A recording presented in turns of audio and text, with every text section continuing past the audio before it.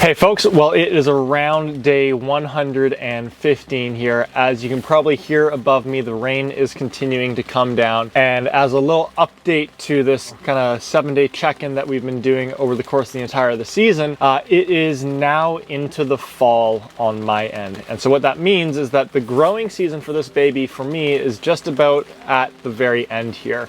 And the good news with Basil is that at this point there isn't anything new or different that's happening or occurring. And so what I want to do today is I want to do a quick little check-in on our baby, and then I want to talk through what you could be doing over the course of the remainder of the season if you've got a longer growing period. So let's go ahead and start diving in. So this baby, it's growing really well. Lots and lots of foliage, and all of them are looking exactly how they should. Full of life, nice and lush and green, and none of them have gone to flower because we've been pruning them on an ongoing basis. So this baby, I'm really happy with how it's grown over the course of the season. An absolute win for us. Now, what type of things would be happening over the rest of the season if you had a longer growing period? Well, the first thing that I would consider doing is I would give it another feed of our worm castings plus our 4-4-4 superfood.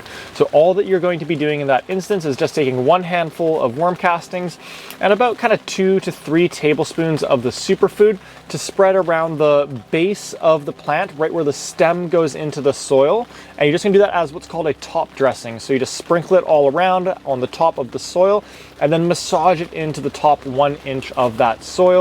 Give it a good watering, and that next round of nutrients and microbes are going to make their way down towards the root system to then be absorbed by the plant.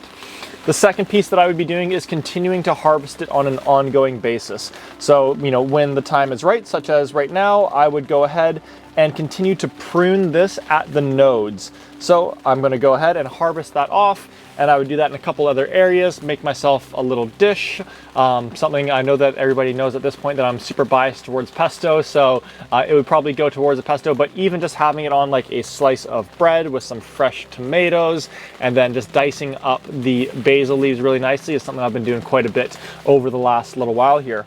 So then the third and final piece to be doing, which is what I'm going to be doing over the course of the coming weeks here, is that as the weather gets cooler and cooler and more rain, we're going to notice little black spots begin to form on the leaves. And that's basically the plant just saying, I'm struggling. Like, this is no longer ideal growing conditions scenario for me. And so at that point in time, I am going to take this plant and essentially pull it out of the ground, harvest off all of the leaves. So I'm going to take all of the leaves, bring those into the kitchen, and then put the rest of the plant into the compost.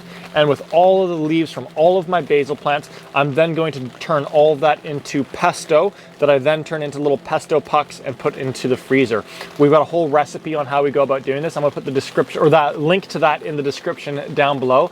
And that's how I'm going to make sure that I'm utilizing as much of this basil plant as I can as we get to the end of the season there. So with those pieces being said, that is where we're going to wrap it on our basil baby. You have everything that you need to be growing basil moving forward. It's been so much fun growing with you over the course of the last several months here. And if you do have any other questions on basil, anything for this particular season or future seasons, do reach out at any point. I absolutely want to continue to help and support you and help you feel more comfortable and more confident in the garden.